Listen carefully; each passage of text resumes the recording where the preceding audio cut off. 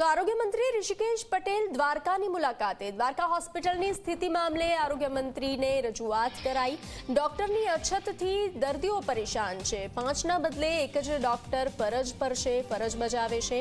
હોસ્પિટલને પૂરતો સ્ટાફ અને સુવિધા આપવાની માંગ કરવામાં આવી છે। તો આરોગ્ય મંત્રી ઋષિકેશ પટેલ દ્વારકાની મુલાકાતે છે તો દર્દીઓ મુશ્કેલીનો સામનો કરી રહ્યા છે। ડોક્ટરની અછતના કારણે દર્દીઓ પરેશાન થઈ રહ્યા છે। દ્વારકા હોસ્પિટલની સ્થિતિ મામલે આરોગ્ય મંત્રીને રજૂઆત કરવામાં આવી હતી। મેડિકલ ઓફિસરની બહુ જ શોર્ટેજ છે, એના બાબતે વાત કરવામાં આવી। બોન્ડેડ કેન્ડિડેટો મૂકતા હોય છે, પરંતુ તે લોકો બહુ ટૂંકા ગાળા માટે હોય છે અને પછી જતા રહેતા હોય છે।